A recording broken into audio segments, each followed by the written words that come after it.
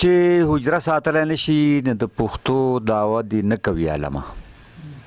د غږ نیوز ګرانو کتونکو تاسو ته شاید نوی معلومه یا معلومه وي چې حجره د پښتني کلتور یو اهمه برخه ده او دا د پښتنو د جرګو مرکو ځای دی. دلته د ثابت ورځې د ستړیا نه پس د مختلفو کارونو نه پس پښتانه به راغونډېږي او هغه د خپلې ورځې د دغه ورځې کارکردګي په حجره کې د یو بل سره بیانوي او بحث پې کوي.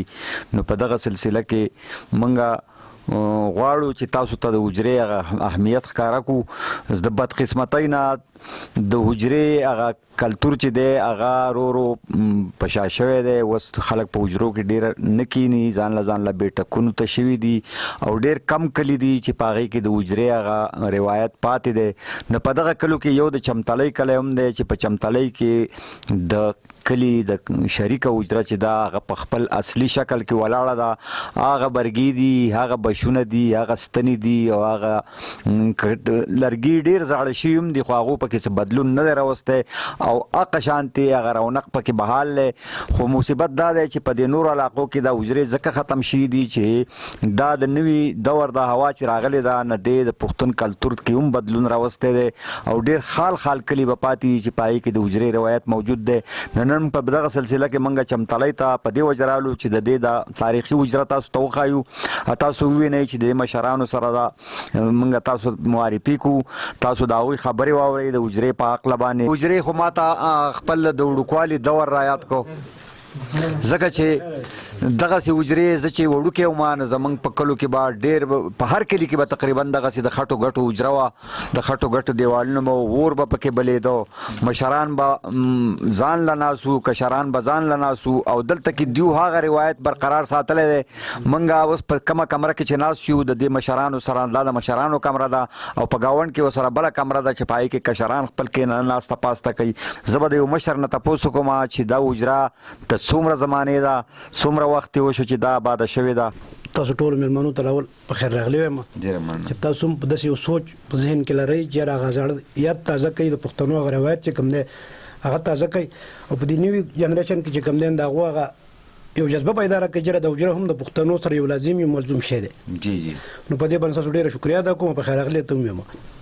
زموږ د حجرې تاریخ تقریبا زما عمر خو دومره نه دی، ګیره مې سپینه ده خو تقریبا عمر زما 48-47 سال دی. جی خو زما چې څومره خیال دی نه په 1927 کې چې دا مستقل تقسیم وشو د کلو ده نو دا حجره په هغه وخت کې آباده وه. زموږ د مشران چې د کلي ته راغلل نو دا حجره آباده وه. خو مطلب دا دی چې بیا د دې حجرې باقاعده خپل یو ډېر ښکلی تاریخ دی. په دې کې دا کمره دې ته موږ بیټک مشرانو به دې ته بیټک وي. دا خاص د مېلمنو دپاره وه. زمونږ مشران زما نیکه د ریاض خندلي نیکه دا په دې کې ناستو، زما دا بل رور ناست دی شمشیر علي خنددیو نیکه، دا زموږ مشران په دې کې ناستو. دې له مېلمانه راتله دا پله چې دا غټه کمره وه سره دا ټوله غټه کمره وه. په دې کې چاپېره ډبه وه. زموږ د نور ځوانان هلکان په هغه ټیم کې چې کوم او په ډبو باندې ناست وو، چا به ګوتۍ کولې، چا به تاش کو، چا په هغه وخت کې زمیندار خلک وو. نو مطلب دا دی چې دا پړي او غوړندي او دا ترنګړې منګړې دا به جوړولې. اور به په هغې کې هم بلېده، په دې کې به هم بلېده. خو دا به خصوصي وو د مېلمنو دپاره. هغه به چې کوم دی یو عوامي او دغسې په دې کې یو مجلسونه هم کېده. زموږ په دې کلي کې ډېر ښکلی پروګرام اوس هغه پروګرامونه تاسو ټول ته پته ده چې لکه هغه شی ته ځانځاني غوندې شوه، د حجرو هغه حیثیت باقي پاتې نه دی. خو زموږ د حجره بیا هم د الله شکر ده چې څه نه حالت کې موجوده ده. 1927 کې چې ما تاسو خبره وکړه چې د حجرې مستقل تقسیم وشو د حجره آباده وه او د هغې نه په دې خوا بیا چې زموږ خلک دلته راغله او په دې ځای باندې آباد شو نو د حجرې هغه حالات کوم چې وو هغه حالت به یې ښه ساتل، لکه لیو او بلی او کوټه چاپي او دا قصه پیسه به کېده. نو دې حالت ته راورسېده.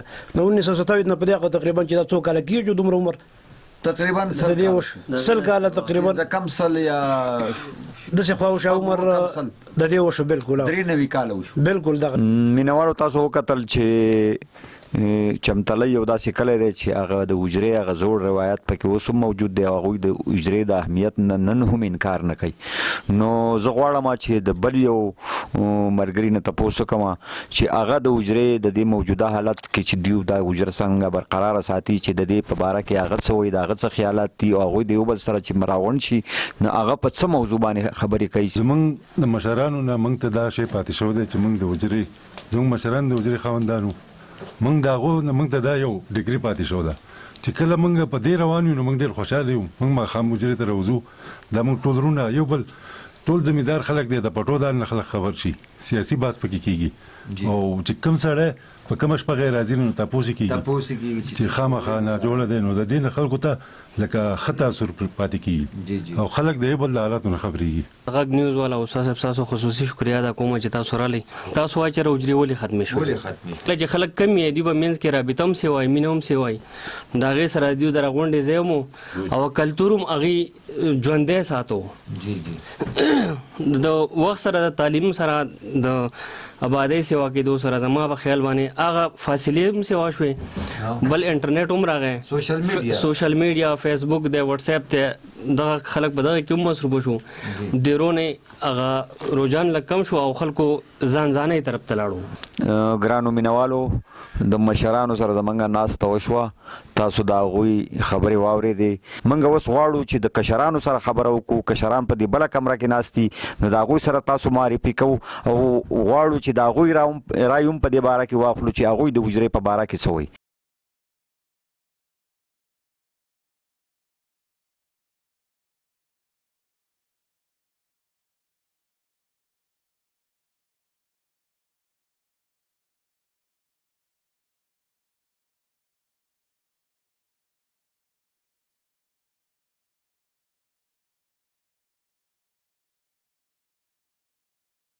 اوس موږ رالو دې خوا ته بلې کمرې ته، دویمې کمرې ته رالو چې دا د ځوانان په دې کې ناسته پاسته کوي او ځوانان پکې خپل مجلس د یو بل سره په خپل آزادانه ماحول کې کوي. نو په دغه سلسله کې موږ د دې ځوانانو خواله راغلي یو. موږ غواړو چې د دې ځوانانو سره هم ستاسو معرفي کړو. موږ 8 بجې راوځو مانځه نه پس او 12 بجو پورې کینو. موږ ټول ملګري چې نو یونیورسټیان نه فارغ یو، زمونږ زیات دغه چې نه هغه د پالیټکس باندې پروګرامونه پکې موږ کوو، رباب ټنګ ټکور والا ټنګ ټکور پکې موږ کوو او جی تاسو سوچو کې نه په دې ثابت تحصیل کې چې په شمار باندې یو درې څلور حجرې دي او دا ورور ختمېږي جی او زه خو په خپل دا وایم چې حجرې خو نن سبا ډېر زیات ضروري دي ځکه نن سبا خو ټول تعلیم یافته هلکان دي او دلته کینی ناسه پاسه کوي نو ډېر ښه ډسکشن کوي په هر قسمه ټاپکس په حوالې سره. مونږ دا ټول لتره زامن دي، ټول مرګري دا اوس چټیانې دي د جیمینو ټول لاغلي کوري نه ماسوت مازیګر مونږ ماښام ماستر منځونه وشي د هغې نه وروسته به دا ټول مرګري راوځي او هغه ناوخته پورې ناسي دا بیلر لګولی او ورپکې بلګړی ښکلی ناسو ناوخته پورې دا پروګرامونه پکې د پخلي پروګرام پکې ومي پخلي پکې ومي یا مجلسونه پکې هم کوو او یا د ناوخته پورې ټول نه تقریبا 12 بجې پورې تقریبا ناسي. کله چې د ماسپن منځونه وشي نو د هلکان ټول راوځي او دلته کې مونږ ناست یو په مختلف قسمه ایشوز باندې بحث کوو، قامي مسلې چې دي، نور علاقایي مسلې چې دي په هغې باندې ټوټل مونږ بحث کوو. زیاتر باس ټوټل په دغه خبرو باندې ته په انسان یوازې نشي پاتې کېدای، سره مخامخه چې ډوړې ځان لپاره ټولنه جوړي په شریک بوسيږي نو په دغه کې د هر رار معاشري خپل خدوخالي به د پښتون معاشري چې نه وجره د جرګه ده تاسو وي خلک به ټول ورځ یو څوک به استاد یا خپل فضایل د ډاکټر بتلې یو وکیل بتلې مخامه ټول راوند شنو اصل خپل قصه راوړي خپل قصه سره راوړي چې راشي خپل قصه شرګي کینو اول خو خلک دغه خبر شي د چاپرچل نه بیا ملګری و چې موږ په سیاسي موضوع ډېر خبرې کوو نو بیا موږ د قومي او بین القومي سیاستونو خبرو شو په زمون خپل قومي مسلو باندې خبرې وکړو او یو بل خبره تاسو به اورېدلې په خلکو چې وجره پاس نو دا لکان یونیورسيټي پاس دي دلته چې کینین دلته وجره پاس هم دي دا ډبل پیدا شو دا ډبل پیدا شو کومه څوک زموږ څوک دغه کې هم وځ د مجره پاسې یونیورسيټي پاس دي د دې نه پس پزستا سره تاسو کته شي مینوالو چې منګه چې ناسیو نه منګ ته مخه ته چای پروت ته او د چی سره منګ ته روایتي ککوړی پراته دي کم ته چې منګ ته په خپل علاقه کې تیل بخي وایو او نور علاقو کې ته څوک ته ونځاخي وای څوک سوی دغه راته پراتی دي پولای راته پراتی دي په ډونګو کې او داسې ماحول دی چې یا کلیوال ماحول دی. موږ چې دلته رالو د دې حجرې دغه ستاسو سره شریکو نه دلته کې یو 2 میلمانه راغلي دي. د ټول ناول در سره زه یو میلمه معرفي کوم. دا د شکردرې اوسېدونکی دی، ګوهر علي نومې دی او د دلته راغلی دی په میلمستیا باندې. نو د تاثرات به معلوم کړم. زه چې دلته راغلی یم دې کلي ته، نو زه داسې نه محسوسوم چې زه د یو انسان یو فرد میلمه یم، خو زه داسې محسوسوم چې زه د دې ټول کلي میلمه یم او د دې ټول کلي زه شکریا ادا کوم. بهر دنیا نه چې څوک دلته راشي، د پښتنو علاقې ته راشي، زمونږ سیمې ته راشي، خاص کر سوات ته راشي، نو هغې دا محسوسوي چې یاره دا فری هوټلز دي دلته. ټیک ده، نو دا فری هوټلز دي، دلته د میلمه قدر کیږي، دلته میلمه خوشاله اوسي، دلته میلمه له عزت ورکړی کیږي. دا د پښتنو یو روایت دی. زه په دې باندې فخر کوم او زه ټولو پښتنو ته مبارکي ورکوم چې په پوره دنیا کې داسې انسانان نشته، داسې خلک نشته چې یاره داسې یو قسم سیستم جوړ کړي، د حجرې محفل جوړ کړي، یاران راغونډ کړي، بنډغاري وکړي او یو انسان له عزت ورکړي. دلته زمونږ سره په دې حجره کې د خوش قسمتۍ نه زمونږ سره داسې یو میلمه ناست دی چې هغه د کراچۍ نه تازه راغلی. زما خیال دی چې هغه پیدایش هم د کراچۍ دی. هغه د سوات د حجرې او د دې کلتور د روایت دي، د دې نه اړو خبر هم نه دی. نو غواړو چې د کراچۍ د دې میلمه نه هم تپوس وکړو. ما نوم رفیع الله دی، خو ما حجرې نوم مې اورېدلی خو لیدلی مې نه وې. او واقعي چې حجرې دي دلته پکې د میلمنو ډېر قدر ډېر عزت کېږي.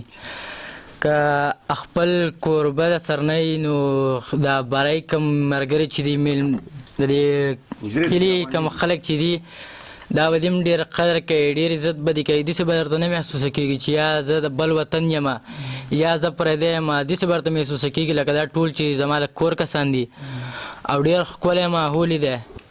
چرته چې حجره وي او هلته د شعر و شاعرۍ خبرې نه وي نو دغه محفل هم نیمګړی وي. نو په دې حجره کې نن زموږ سره هم یو 2 شاعران ناست دي. د یو سید رحمت علي شیدا صاحب دی او بل نجیب الله نجیب صاحب دی. غزل دی چې د زړه رضا کوو، د زړه رضا کوو، د زړه رضا کوو سندرې وایو، د زړه رضا کوو سندرې وایو، ژوند خامخا کوو سندرې وایو. مننه. او لپاسه وینې را وریږي خلکه، لپاسه وینې را وریږي خلکه، منګه ګډا کوو سندرې وایو. لپاسه وینې را وریږي خلکه، منګه ګډا کوو سندرې وایو. او ملا دروغ وایي ثواب کیږي، ملا دروغ وایي ثواب کیږي، منګه ګناه کوو سندرې وایو. مننه.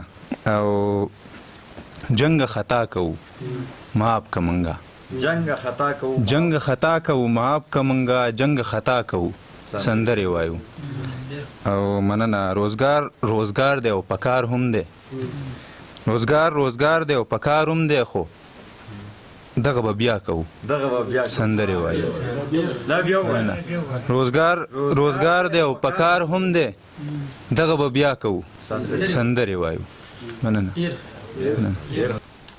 زنګېدلی پټالو سندرې وایي، جی زنګېدلی پټالو سندرې وایي، زړه زما د لیونو سندرې وایي. ډېر ښه.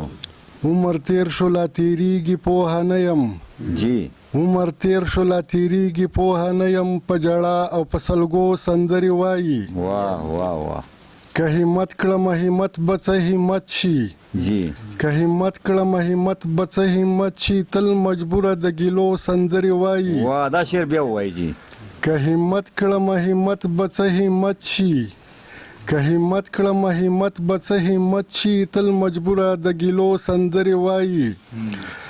د هجران لمبو سېزلی به څه جوړ شي، جی د هجران لمبو سېزلی به څه جوړ شي، دردېدلی د مودو سندرې وایي. واه واه ډېر ښه. چې کم بخته شي په خپل نصیب کړیږي، چې کمبخت شي په خپل نصیب کړي چې کمبخت شي په خپل نصیب کړيږي شاعران په اسفیلو سندري وایي واه جی واه همیشه په سر د دار روزانه مرګ دی همیشه په سر د دار روزانه همیشه په سر د دار روزانه مرګ دی رحمت تل د میړانو سندري وایي واه واه ډېر د غږ نیوز ګرانو مینوالو تاسو حجره وکړه تاسو د قربانو او د میلمنو خبرې هم واورېدې د مختلفو شاعرانو شعرونه مو واورېدو او د دې هر څه نه مو خوند واغستو زه امید لرم چې دا نننی پروګرام به ستاسو خوښ شوی وي دې ټپه به درنه اجازت واخلم چې زمونږ ناسته تر سبا ده او چاته چې کور نارې وهي هغه دې ځي